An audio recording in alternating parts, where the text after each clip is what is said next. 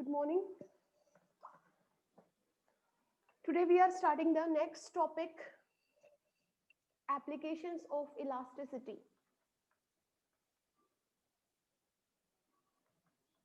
And with this topic, our first chapter of 7th unit will be completed, applications of elasticity.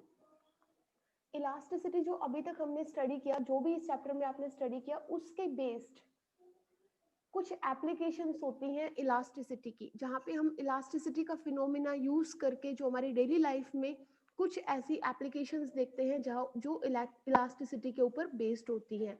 अब सबको पता है what is elasticity. It is the property of any elastic body due to which it regains its original position. मतलब जब ये original position को regain कर ले after removing the deforming force. जब आप डीफॉर्मिंग फोर्स को रिमूव कर देते हो तो उस केस में जब ये अपनी ओरिजिनल पोजीशन को रीगेन कर ले, such a body is known as elastic body. और उस बॉडी के पास जो प्रॉपर्टी है अपनी पोजीशन को रीगेन करने की, that property is known as elastic property of the body. ठीक है, या इलास्टिसिटी ऑफ द बॉडी. अब इलास्टिसिटी की कुछ एप्लीकेशंस है. एप्लीकेशन समझने से पहले एक थोड़ा सा ओवरव्यू ले लेते हैं, सो दैट अगर आपको वन बाय वन एप्लीकेशंस ना भी आप लिख पाए एग्जाम में, तो उससे रिलेटेड आप कुछ तो है जो आप एक्सप्लेन कर पाओ. ठीक है, अभी देखिए, आपने स्ट्रेस के बारे में पढ़ा. What is stress? Force per unit area. You have studied about strain. Strain के बारे में पढ़ा. स्ट्रेन क्या है? Change in configuration to the original configuration. यही स्टडी किया हमने कि कॉन्फ़िगरेशन में कितना चेंज होता है with respect to the original configuration. कि ओरिजिनल कॉन्फ़िगरेशन के रिस्पेक्ट में जितना चेंज हुआ उसकी कॉन्फ़िगरेशन में, उन दोनों के रेशो को हम क्या कहते हैं? Strain. And this is known as stress. अब देखिए, कल हमने एक कर्व की बात की थी जो कि आपका था स्ट्रेस स्ट्रेन रिलेशनशिप कर्व. ऐसा कुछ कर्व था, ठीक है, जिसमें यहाँ पे इस पॉइंट ए को हमने बोला था, ये पॉइंट कौन सा है?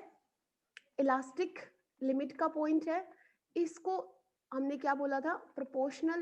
इसको हमने बोला था प्रोपोर्शनल लिमिट. ये हमारी क्या थी? Elastic limit.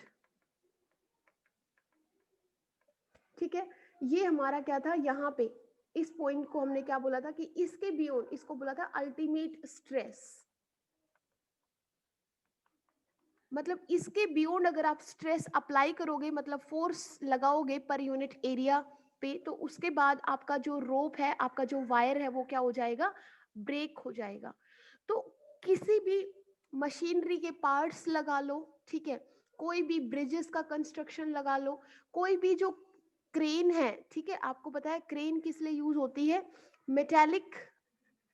इसके अंदर भी क्या होती है? मेटालिक पार्ट्स होते हैं जिसको हम क्रेन को यूज करते हैं हैवी लोड को लिफ्ट करने के लिए. क्रेन्स आपके किस लिए यूज होती हैं? हैवी लोड को लिफ्ट करने के लिए यूज करते हो. तो देखिए, इनमें भी आप क्या अप्लाई करोगे? लोड लिफ्ट करोगे. ठीक है, ये आपके पास सपोज एक ब्रिज है कुछ ऐसे, जिसके देख रहे हो कुछ लेंथ है, ये लेंथ है, ये ब्रेथ है, और ये बेटा क्या है? ये जो दिख रहा है आपको, ये डेप्थ है.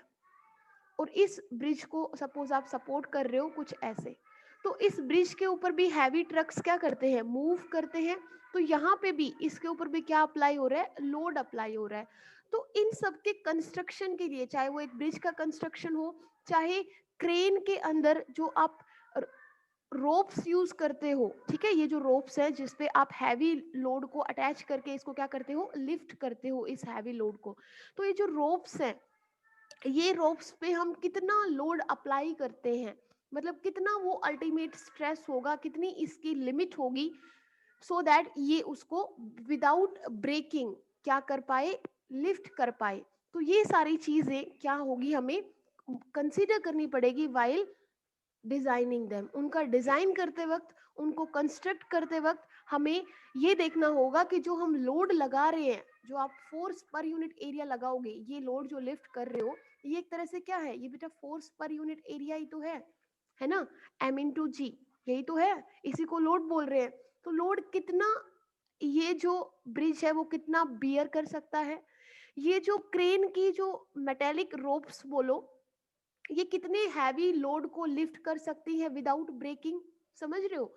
तो ये सारी चीजें हमें क्या करनी पड़ेगी, कंसिडर करनी पड़ेगी वाइल डिजाइनिंग देम। तो ये सबसे मेन होता है कि इलास्टिसिटी की एप्लीकेशंस को हम कैसे अंडरस्टैंड कर सकते हैं कि जो बॉडी है वो विदाउट ब्रेकिंग अपनी ओरिजिनल पोजीशन को क्या कर ले, रीगेन कर ले। देखिए ये जो पॉइंट था यहाँ तक मैंने आपको बताया था कि हुक्स लॉ फॉलो होगा, मतलब जो स्ट्रेस है वो डायरेक्टली प्रोपोर्शनल होगा स्ट्रेन के। लेकिन यहाँ पे ये इलास्टिक लिमिट है कि यहाँ तक आप लोड लगा रहे हो ओके, लेकिन अगर आपने उसके बाद अगर लोड अप्लाई कर दिया तो आपका जो बॉडी है, आपका जो ऑब्जेक्ट है वो किस में एंटर कर जाएगा, प्लास्टिक रेंज के अंदर एंटर कर जाएगा। उसके बाद अगर उसके अंदर कोई भी डिफॉर्मेशन क्रिएट होती है तो वो वापस से अपनी ओरिजिनल पोजीशन को नहीं गेन कर पाएगा। तो आपको देखना है कि जिस भी बॉडी पे आप लोड अप्लाई कर रहे हो, सपोज ये मेटालिक रोप से आप किसी लोड को लिफ्ट कर रहे हो, तो वो लोड इतना होना चाहिए बेटा कि ये जो रोप्स है मेटालिक रोप्स है ट्रेन की, वो उसको विदाउट ब्रेकिंग क्या कर पाए, लिफ्ट कर पाए। क्लियर है। तो इसीलिए अब इसी के बेस पे हम लोग एप्लीकेशन करते हैं इसकी। आपको पता है मशीनरी के बहुत सारे पार्ट्स मेटालिक पार्ट्स होते हैं, और उनको भी जब हम कंस्ट्रक्शन करते हैं तो ये इलास्टिसिटी वाली एप्लीकेशन, मतलब हम लोग जो स्ट्रेस वहां पे हो फोर्स पर यूनिट एरिया, वो स्ट्रेस इलास्टिक लिमिट से ज्यादा ना हो, समझ रहे हो। ये देखिए ये है इलास्टिक लिमिट। मैंने अभी आपको बताया था कि किसी भी मशीनरी के पार्ट्स जो हैं उनके ऊपर जो आप लोड अप्लाई कर रहे हो, first that should not be beyond elastic limit, elastic limit से ज्यादा नहीं होना चाहिए। नहीं तो क्या होगा, वो मशीनरी की जो पार्ट्स है और जो मशीनरी है वो परमानेंटली क्या हो जाएगी, डीफॉर्म्ड हो जाएगी। डिफॉर्म्ड होने का मतलब समझ गए कि अब उसमें जो इलास्टिसिटी वाली प्रॉपर्टी थी वो क्या हो जाएगी, खत्म हो जाएगी। तो हमें क्या करना है, हमें ये देखना है कि जब इस मशीनरी के को हम कंस्ट्रक्ट करें तो ये देखें कि कितना जो लोड है वो हम लगा सकते हैं, मतलब उसकी जो इलास्टिक लिमिट है उसको कंसीडर करते हुए हमें क्या करना पड़ेगा, इस मशीन को या इस मशीन के पार्ट्स का क्या करना पड़ेगा, कंस्ट्रक्शन करना पड़ेगा कि कितनी लोड को ये क्या कर सकती है, बियर कर सकती है, क्या है इसकी इलास्टिक लिमिट। मतलब इलास्टिक लिमिट हमें पता होनी चाहिए जब हम किसी भी बॉडी के ऊपर, किसी भी मशीनरी के ऊपर क्या अप्लाई करते हैं, लोड अप्लाई करते हैं। Otherwise that would be perfectly sorry permanently deformed, या फिर क्या हो जाएगी, वो उसकी जो इलास्टिसिटी की प्रॉपर्टी है वो क्या हो जाएगी, वैनिश हो जाएगी। क्लियर है। एक तो ये है। दूसरा और सबसे मेन इंपॉर्टेंट जो इसकी एप्लीकेशन है वो है क्रेन्स के अंदर। ठीक है, क्रेन्स के अंदर कैसे, ये देखिए जब आप स्ट्रेस अप्लाई करते हो, मतलब लोड अप्लाई करते हो, तो स्ट्रेस का मतलब क्या है, स्ट्रेस का मतलब है फोर्स पर यूनिट एरिया, समझ रहे हो, फोर्स पर यूनिट एरिया। अगर आपको क्या करना है, फोर्स ज्यादा लगाना चाहते हो तो आप क्या कर दो, एरिया को बढ़ा दो, समझ रहे हो। सपोज आप पहले एक मेटालिक रोप थी, ये देखिए उसका इतना रेडियस था, ये उसकी लेंथ थी, ठीक है। अब क्या करना चाह रहे हो आप, इस क्रेन के मेटालिक रोप से हैवी वेट को आप लिफ्ट करना चाहते हो, मतलब फोर्स ज्यादा लगाना चाहते हो। तो उस केस में अगर आप स्ट्रेस बढ़ाना चाहते हो तो क्या कर दो, एरिया को इंक्रीज कर दो, ठीक है। तो उससे क्या होगा, ये जो वेट है, वेट का जो फोर्स लगेगा वो क्या हो जाएगा, डिवाइड हो जाएगा, ठीक है।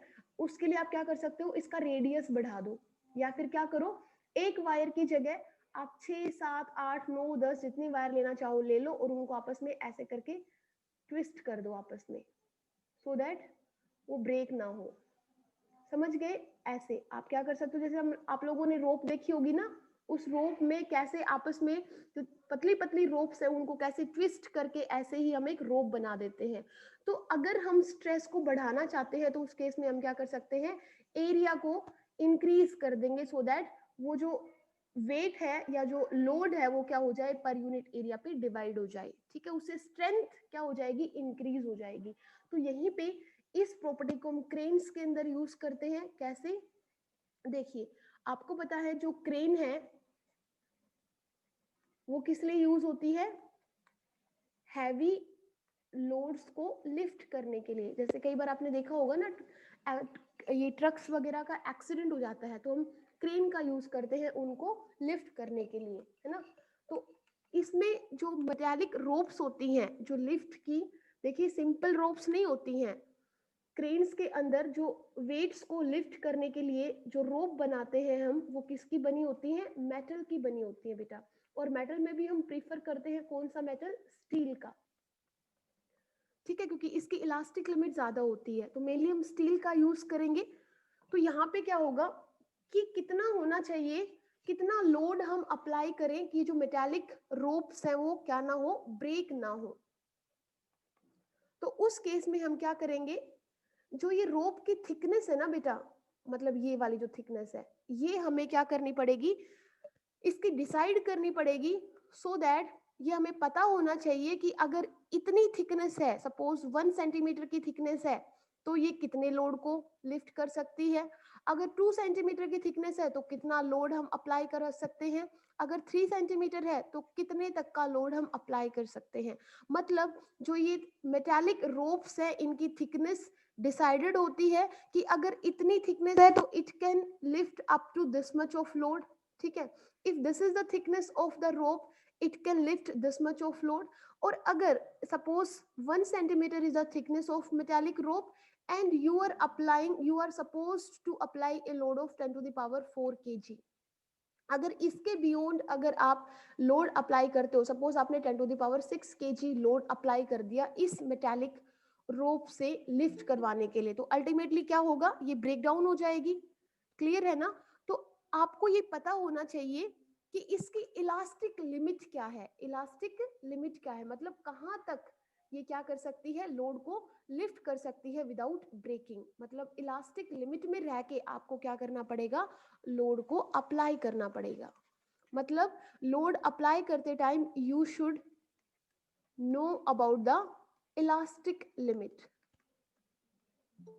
ऑफ दिस मेटालिक रोप, कि मेटालिक रोप जो है वो कौन से मेटल से बनी हुई है और उस मेटल की इलास्टिक लिमिट क्या है, ठीक है।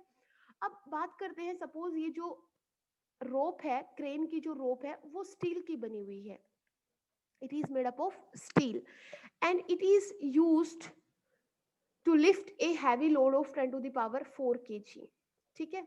मतलब स्टील की है एंड इतने लोड को ये क्या कर सकती है, लिफ्ट कर सकती है। और इस स्टील के लिए, इस ये समझो इस मटेरियल के लिए जो आपने रोप बनाने के लिए यूज किया है, मतलब मेनली स्टील, उसकी इलास्टिक लिमिट क्या है, 3 into 10 to the power 8 newton per metre square, ये उसकी इलास्टिक लिमिट है। तो अब हमें ये देखना है कि जो हम रोप यूज करेंगे उसका रेडियस कितना होगा, समझ रहे हो। इलास्टिक लिमिट अगर पता है, लोड कितना लिफ्ट कर सकते हो वो अगर पता है, तो आप ये देख सकते हो, ये फाइंड आउट कर सकते हो कि जो आपकी रोप है उसका रेडियस कितना होगा, ठीक है। तो इसका रेडियस पता करते हैं कि इतने लोड को लिफ्ट करने के लिए हम स्टील का मेटल यूज कर रहे हैं जिसकी elastic limit is this much, so what should be the radius of the metallic rope. तो वो हम कैसे फाइंड आउट करेंगे, देखिए यहाँ पे इलास्टिक लिमिट क्या है, ये मतलब ये क्या है, अल्टीमेट स्ट्रेस। अल्टीमेट स्ट्रेस मतलब ये वाला, कि इसके बियॉन्ड अगर आपने स्ट्रेस बढ़ाया तो ये क्या हो जाएगा, ब्रेक हो जाएगा। तो ये हो गया हमारे पास एक तरह से अल्टीमेट स्ट्रेस। और अल्टीमेट स्ट्रेस हो, फॉर्मूला क्या रहेगा, फोर्स पर यूनिट एरिया। तो फोर्स क्या होगा, फोर्स होगा m इंटू जी, यही होगा, अपोन में एरिया, एरिया क्या होगा, pi r square. m means mass जो आपने लिखा है 10 टू द पावर 4 kg, जी आपको पता है एरिया जो रोप का एरिया है, पाई आर स्क्वायर।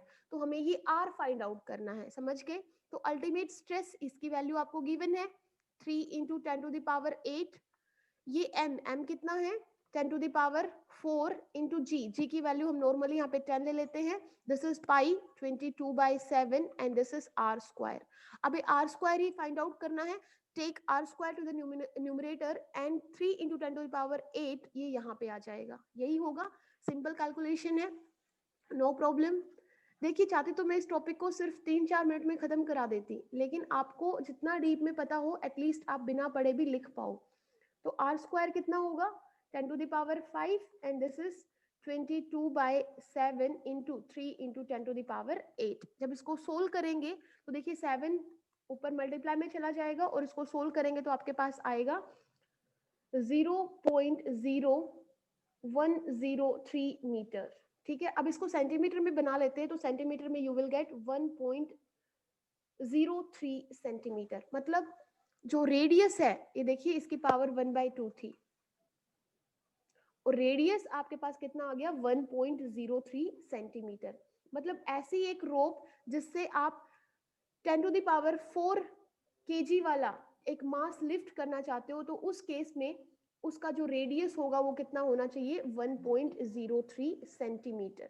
इतना लोड अब आप क्या कर सकते हो इससे, सॉरी इतना रेडियस वाला रोप यूज करके you can lift a load whose mass is 10 to the power 4 kg and g का इफेक्ट कितना है 10, मतलब 10 to the power 5 न्यूटन वाला फोर्स आप क्या कर सकते हो उससे लिफ्ट कर सकते हो। तो ये तो केस था कि हम क्रेन्स में इलास्टिक लिमिट को कंसिडर करते हुए कैसे मेटालिक रोप्स लें, कितना उनका रेडियस होना चाहिए। ठीक है, सो अगेन जो स्ट्रेस है it is ratio of force per unit area. अगर आप क्या करना चाहते हो हैवी लोड को लिफ्ट करना चाहते हो, in that case you have to increase the area, मतलब आप रेडियस को आपको क्या करना पड़ेगा इंक्रीज करना पड़ेगा। क्लियर है बेटा ये वाला टॉपिक, कोई डाउट तो नहीं इसमें, आगे प्रोसीड करें। Yes ma'am. ओके, ये तो था क्रेन वाला टॉपिक, कर सकते हो ना, कोई प्रॉब्लम नहीं। नेक्स्ट है जो मैं आपको बता रही थी ब्रिजेस वाला टॉपिक, कि आपको पता है जो ब्रिजेस हैं, ब्रिजेस से क्या होता है कि हैवी ट्रक्स वगैरह पास होते हैं, मतलब बहुत हैवी लोड को बेयर करते हैं वो। तो आपको नहीं लगता कि ब्रिजेस के अंदर भी अगर लोड है वो कितना, अगर एक स्ट्रेंथ के बाद मतलब अल्टीमेट स्ट्रेस के बाद या फिर इलास्टिक लिमिट, अभी आप समझ के होगे कि ये वो लिमिट है जहां तक जो बॉडी है उसके ऊपर से अगर आप लोड को रिमूव कर देते हो तो वापस से वो अपनी ओरिजिनल पोजीशन में आ जाती है। तो हम किसी भी बॉडी के ऊपर जब लोड अप्लाई करते हैं तो that load should be in the range of elastic limit. अगर उसके बियॉन्ड अगर हम लोड अप्लाई करेंगे तो that body will shift into the plastic range, वो प्लास्टिक रेंज में शिफ्ट हो जाएगी और इलास्टिसिटी वाली प्रॉपर्टी वो क्या कर देगी लूज कर देगी। तो अब समझिए सपोज ये आपके पास एक ब्रिज है,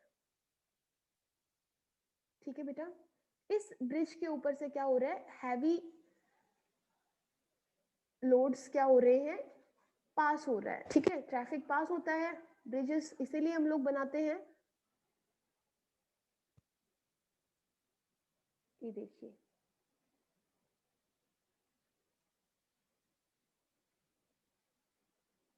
ये आपके पास एक ब्रिज है, ठीक है, ये इस ब्रिज की लेंथ है, मैंने अभी आपको बताया था, this is breadth of the bridge and ये जो आप देख रहे हो ना ये है थिकनेस, इसको चाहो तो आप थिकनेस टी से डिनोट कर दो या फिर डी से डिनोट कर दो डेप्थ। ठीक है, और यहाँ पे हमने इस ब्रिज को क्या किया है दो एंड्स के ऊपर at the two extreme ends we have supported this bridge, ऐसे बीम लगा के हमने क्या किया है इसको सपोर्ट किया है। अब देखिए मैं सिर्फ इसका ये फ्रंट व्यू बना रही हूँ, यहाँ पे ये ब्रिज है आपका, ऐसे ही होता है ना, एक्चुअल में ये है बट मैंने इसका सिर्फ इतना पार्ट बना लिया है क्योंकि हम 2D में देखेंगे तो ऐसे ही हमें दिखेगा। And this is the support to the bridge at the two extreme ends. जब इस पे से बेटा हैवी लोड पास होगा तो क्या होगा कि जो ये ब्रिज है ये क्या कर जाएगा, देखिए कुछ ऐसे हो जाएगा, सपोज ये इसका मिडिल पॉइंट है तो ये कुछ ऐसे हो जाएगा। आपको पता है हैवी अगर लोड यहाँ पे अप्लाई करेंगे तो ये जो ब्रिज है वो देखिए ऐसे कुछ इस पोजीशन में आ जाएगा, मतलब यहाँ से इसके अंदर क्या क्रिएट हो जाएगा, ये वाला जो पोर्शन आप देख रहे हो ये क्या है एक तरह से डिप्रेशन है। डिप्रेशन क्रिएट हो गया है ब्रिज के अंदर, क्योंकि उसके ऊपर कंटिन्यूसली हैवी लोड पास होता जा रहा है, तो वो अपनी इस पोजीशन में ना रह के वो इस पोजीशन में आ जाएगा। तो अब आप देखिए, अगर ज्योमेट्री से अगर आप देखना चाहें तो you know this length is less as compare to this length, क्योंकि ये आप देख रहे हो एक तरह से हाइपोटेन्यूज है और ये आपका क्या है, परपेंडिकुलर है, तो ये वाली लेंथ ज्यादा है, आप देख रहे हो, तो ज्यादा है, इसका मतलब ब्रिज जो है वो आपका क्या हो चुका है, एक्सटेंड हो चुका है इतना। अगर यहाँ से आप एक इसके ऊपर एक परपेंडिकुलर डाल दो तो ये जो आप देख रहे हो ये क्या है, डेल्टा एल है, मतलब एक्सटेंशन क्रिएट हो गया है किसके अंदर, ब्रिज के अंदर। तो जितना एक्सटेंशन यहाँ पे हुआ है उतना ही इस तरफ भी एक्सटेंशन हो गया है ये। तो देखिए एक टाइम ऐसा आएगा जब ये बिल्कुल ही क्या हो जाएगा, ब्रेक हो जाएगा, समझ रहे हो।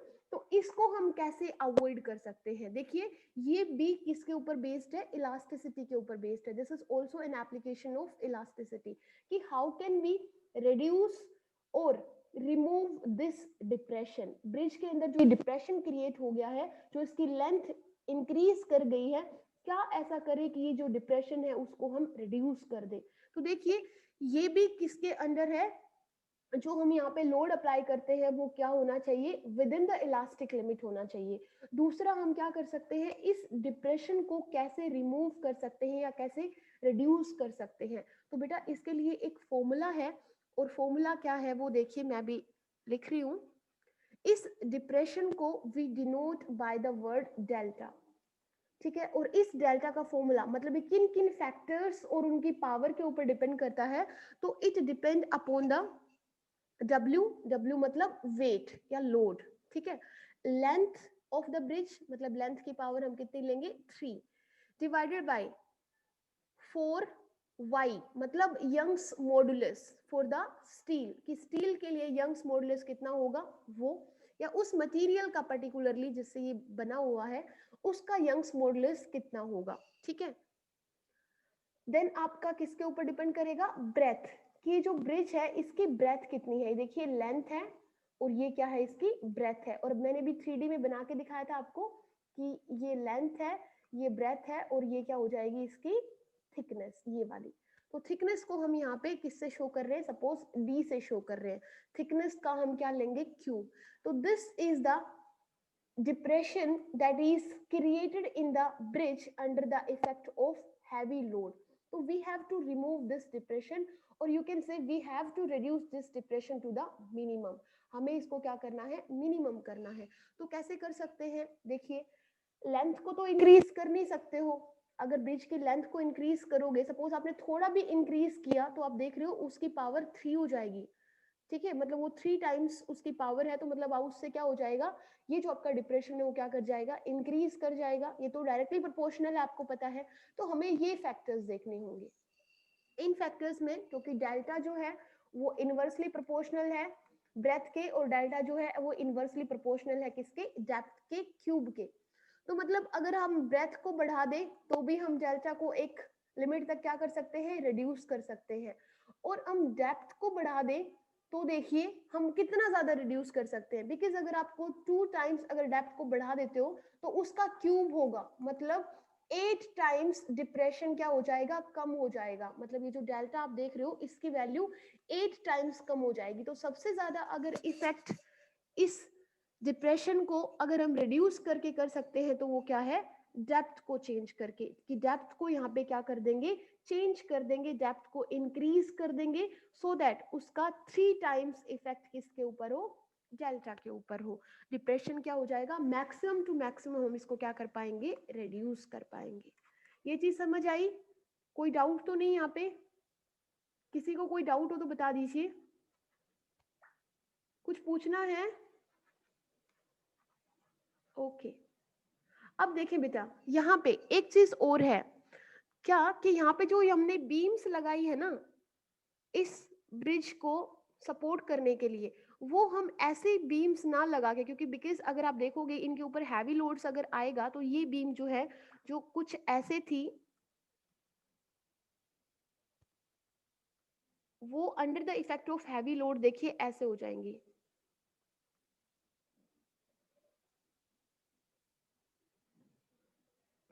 समझ रहे हो, मतलब ऐसे वो बकलिंग आ जाएगा उनमें, इसको बोलते हैं बकलिंग, मतलब ये बैंड हो जाएंगी, ठीक है, ऐसे जैसे ये आपका ब्रिज ऐसे बैंड हो रखा है ना, ऐसे ही आपकी जो ये बीम्स है जो आपने ब्रिज को सपोर्ट करने के लिए यूज की हैं eight the two extreme ends.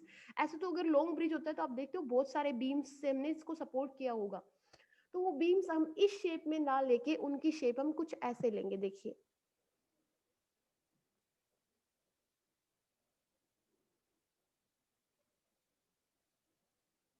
आपने देखा होगा ना, ब्रिजेस को सपोर्ट करने के लिए ऐसे ही बीम्स होती हैं।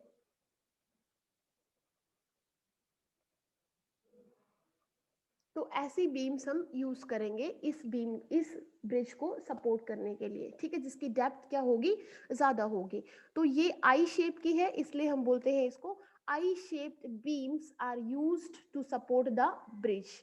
ठीक है, आप देखोगे कई बार दिल्ली वगैरह, गुड़गांव वगैरह, कोई अपने सिटीज ट्रेवल करते हो तो बहुत सारे जो लॉन्ग ब्रिजेस है उनमें जगह जगह ऐसी बीम्स हमने लगा के उनको क्या किया हुआ है, सपोर्ट किया। देखिए कहीं पे भी आपको ऐसी बीम नहीं मिलेगी, you will get this type of beam जिसको बोलते हैं आई shaped beam। तो ये थी आपके पास एप्लीकेशंस ऑफ इलास्टिसिटी। किसी को कोई डाउट है तो पूछ सकता है, कोई डाउट नहीं है, चलें आगे। ओके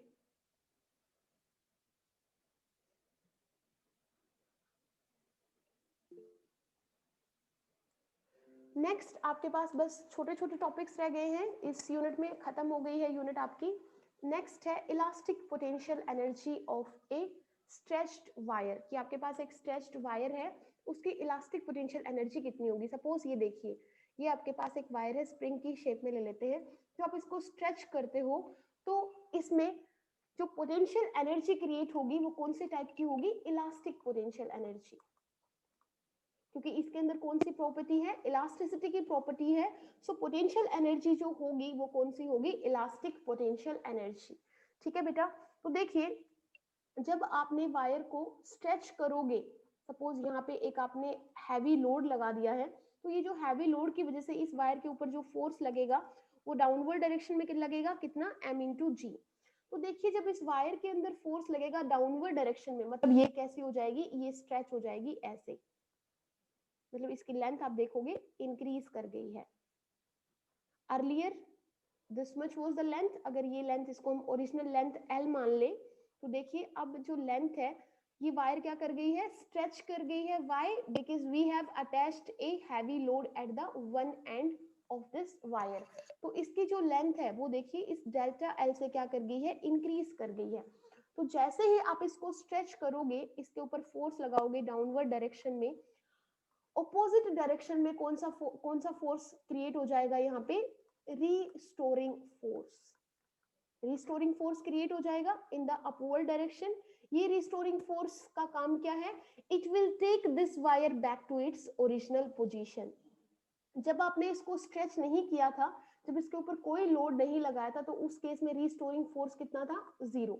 जब आपने इसके ऊपर लोड लगा के इसको स्ट्रेच किया तो यहाँ पे क्या क्रिएट हो गया है, रिस्टोरिंग फोर्स क्रिएट हो गया है। तो अगर हम ये देखें कि जब इस वायर के अंदर डेल्टा एल का एक्सटेंशन आ गया है, तो उस केस में जो एवरेज इंटरनल रिस्टोरिंग फोर्स है वो कितना है, वो है इनिशियल में रिस्टोरिंग फोर्स कितना था, 0। कब, जब आपने वायर को स्ट्रेच नहीं किया था, क्योंकि वायर को स्ट्रेच नहीं किया था तो उसके पास ओरिजिनल लेंथ थी, ओरिजिनल लेंथ थी तो restoring force was not required.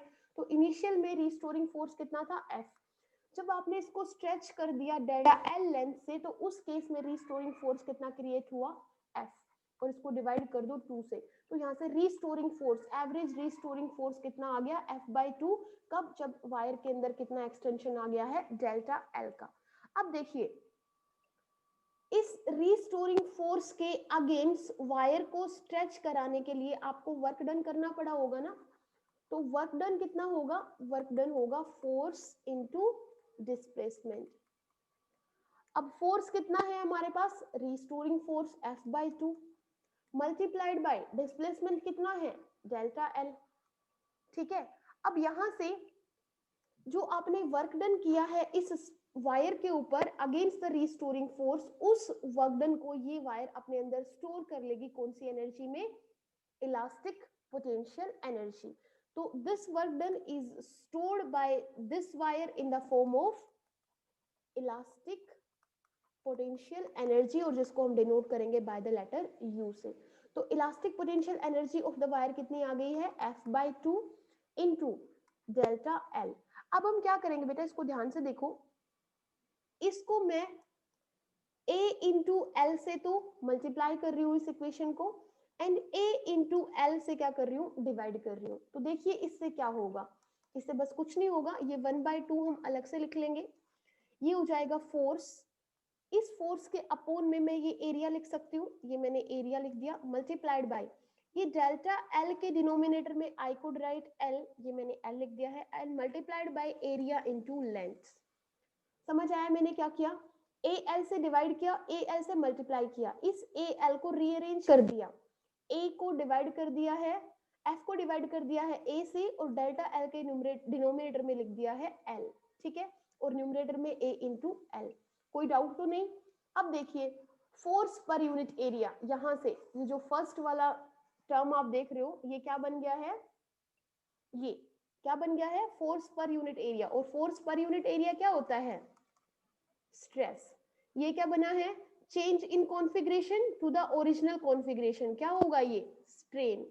तो ये हमारे पास आ गया है, elastic potential energy is equal to half, this is stress. ये आपके पास क्या बना है, force per unit area is nothing else than stress, this is stress multiplied by delta L over L. Delta L क्या है, this is change in the configuration of this wire, because originally the length of this wire was L. जब आपने इसके ऊपर load attach किया of mass m, effect of gravity g, तो इसके ऊपर आप अल्टीमेटली फोर्स लगा रहे हो डाउनवर्ड डायरेक्शन में। तो दैट फोर्स जो आपने अप्लाई किया, by the application of that force there is elongation, और यू कैन से एक्सटेंशन, और यू कैन से वायर आपकी स्ट्रेच हो गई है, एक्सटेंड हो गई है, कितनी लेंथ से, डेल्टा एल से। मतलब अब इसकी जो न्यू लेंथ है वो है original length L plus delta L का एक्सटेंशन। तो ये है change in configuration. Can I से कि अगर आपकी लेंथ, वायर की ओरिजिनल लेंथ अगर एल थी, और अब अगर ये डेल्टा एल से इंक्रीज हो गई है, तो ये बोल सकते हैं कि डेल्टा एल का एक्सटेंशन क्रिएट हो गया है। मतलब जो आपकी वायर की कॉन्फ़िगरेशन के अंदर जो चेंज है वो कितना है, डेल्टा एल, और ओरिजिनल कॉन्फ़िगरेशन कितनी थी, एल, और इन दोनों का रेशो ही बेटा क्या होता है, स्ट्रेन। तो ये आपके पास आ गया half into stress into strain. अब ये देखिए area into length, area into length will give you what, volume. तो ये आपके पास आ गया वॉल्यूम।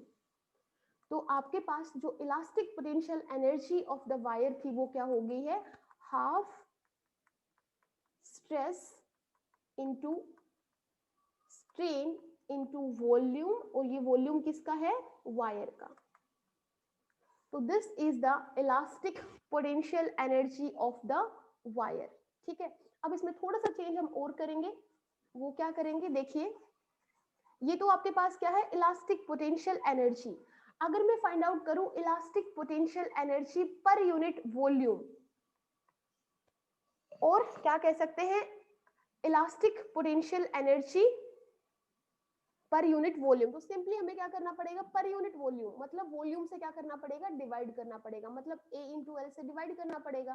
तो ये देखिए हाफ, दिस इज स्ट्रेस, ये आपके पास स्ट्रेन, और ये हमारे पास क्या है, वॉल्यूम है।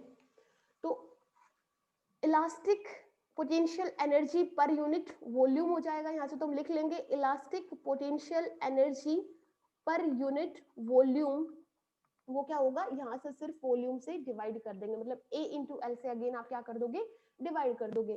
तो वॉल्यूम से वॉल्यूम क्या हो जाएगा, कैंसिल आउट हो जाएगा, और elastic potential energy per unit volume आपके पास क्या आ जाएगी, half, this is stress into strain. Clear है। अब हमें क्या करना है, न्यूमरेटर में और डिनोमिनेटर में आप क्या कीजिए, स्ट्रेन से मल्टीप्लाई कर दीजिए, और स्ट्रेन से ही क्या कर दीजिए, डिवाइड कर दीजिए। फिर से समझिए, elastic potential energy per unit volume है अब हमारे पास, वो क्या है, हाफ स्ट्रेस इंटू स्ट्रेन। हमने क्या किया, स्ट्रेन से न्यूमरेटर में मल्टीप्लाई कर दिया, और स्ट्रेन से ही डिनोमिनेटर में डिवाइड कर दिया। अब देखिए स्ट्रेस ओवर स्ट्रेन ये किसका रेशो है, स्ट्रेस ओवर स्ट्रेन ये है हमारे पास यंग्स मॉडुलस। अगर आप देखेंगे जाके लास्ट लेक्चर को एक बार रिवाइज करेंगे तो आपको दिखेगा stress over strain, normal stress to the longitudinal strain. ये कौन सा स्ट्रेन है, लेंथ में चेंज हुआ है तो मतलब ये लॉन्गिट्यूडिनल स्ट्रेन है, और ये स्ट्रेस कैसा है, नॉर्मल स्ट्रेस है। तो normal stress to the longitudinal strain, तो ये हमारे पास आएगा हाफ इंटू, ये रेशो में देगा Young's modulus, Young's modulus into, ये देखिए एक स्ट्रेन यहाँ पे ऑलरेडी था, एक स्ट्रेन से आपने मल्टीप्लाई कर दिया है, तो दिस इज स्ट्रेन स्क्वायर। ठीक है बेटा, और ये आपके पास क्या आ गई है, elastic potential energy per unit volume. तो ये आपके पास 2 नंबर में क्वेश्चन बन सकता है, इतना इंपॉर्टेंट नहीं है बट फिर भी इसको एक बार देख लेना, 2 मार्क्स का क्वेश्चन फ्रेम हो सकता है यहाँ से। ये चीज क्लियर, किसी को डाउट तो नहीं। एक छोटा सा न्यूमेरिकल लिखते हैं। एक स्टील है, steel wire of length, length हमें गिवन है कितनी है, 4 metre, okay, is stretched through 2 mm, मतलब जो डेल्टा एल है वो कितना है, 2 mm है। अब देखिए अगर बेटा ये मीटर में है so we have to change into metre, तो मीटर में चेंज करने के लिए सिंपली हम क्या करेंगे, इसको ये आपके पास 10 टू द पावर या 1000 से डिवाइड कर देंगे, 1000 को न्यूमरेटर में लोगे it would become 10 to the power -3 metres. Clear. Now you have Young's modulus for the steel wire is given as 2 into 10 to the power 11 Newton per meter square. हमें find out करनी है, find the energy density. देखिए energy density मतलब ये कौन सी energy की बात कर रहा है, potential energy per unit volume, उसी को हम क्या कहते हैं, एनर्जी डेंसिटी। तो उसके लिए भी हमारे पास फॉर्मूला था, क्या था वो हमने फॉर्मूला लिखा था, हाफ स्ट्रेस इनटू, ये था ना स्ट्रेन, और ये आपके पास क्या था, स्ट्रेन का स्क्वायर। तो ये हमने क्या किया था, हाफ, ये हमारे पास बन गया था यंग्स मॉडुलस, और ये है हमारे पास स्ट्रेन का स्क्वायर। क्लियर है। तो ये देखिए कैसे करेंगे, this is half, Young's modulus आपको गिवन है 2 into 10 to the power 11, और ये देखिए स्ट्रेन, स्ट्रेन आपके पास क्या है, स्ट्रेन आपके पास बन जाएगा यहाँ पे जो आपके पास डेल्टा एल है, ठीक है, delta L is this much, तो ये आपके पास 2 into 10 to the power -3 और इसका स्क्वायर। ठीक है, इसको जस्ट सोल्व कर लीजिए, that would be the answer. तो ये क्या है, एनर्जी डेंसिटी है।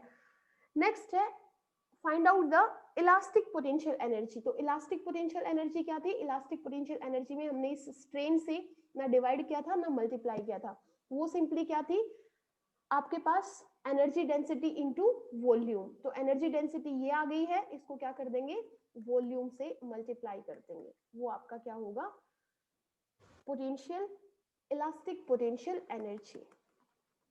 ये चीज क्लियर है। बस लास्ट टॉपिक है एक और, लास्ट टॉपिक क्या है, हमें ये समझना है पॉइजन्स रेशो क्या होता है,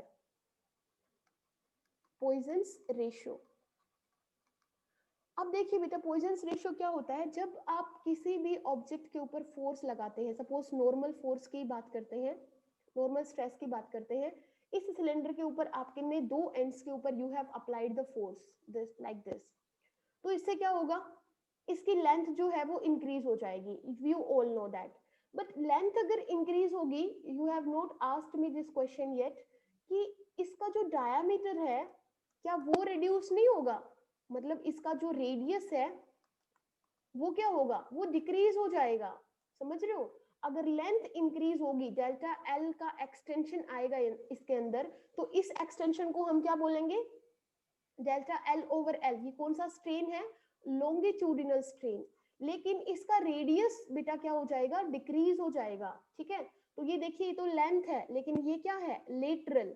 अब जो रेडियस के अंदर जो चेंज आएगा, और वो चेंज कैसा होगा, नेगेटिव चेंज होगा, मतलब ओरिजिनली अगर उसका रेडियस आर रहा होगा तो अब उसका रेडियस डेल्टा आर से क्या कर जाएगा, डिक्रीज कर जाएगा, और इस स्ट्रेन को हम क्या बोलेंगे, लेटरल स्ट्रेन। मतलब ये देखिए वर्टिकल नहीं है ये स्ट्रेन, कैसा है, हॉरिजॉन्टल है स्ट्रेन है।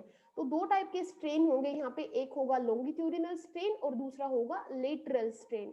तो लॉन्गिट्यूडिनल स्ट्रेन में तो लेंथ इंक्रीज हुई है इसलिए ये पॉजिटिव रहेगा, लेटरल स्ट्रेन के अंदर जब आप फोर्स लगा के इस वायर को स्ट्रेच करने की कोशिश करोगे, इन that case radius of the wire would be decreased. तो ये जो स्ट्रेन होगा ये कैसा रहेगा, नेगेटिव स्ट्रेन रहेगा। तो जो पॉइजन रेशियो है उसको हम डिनोट करते हैं बाय द लेटर सिग्मा, इसको क्या बोलते हैं, सिग्मा। और ये किसका रेशियो होता है, ये होता है lateral strain to the longitudinal strain. ठीक है, लेटरल स्ट्रेन हमारे पास कितना आया है, minus delta R over R, to the longitudinal strain कितना है, डेल्टा एल ओवर एल। जब इसको लिखोगे तो कैसे आएगा, minus delta R over R into L divided by delta L, and this is sigma.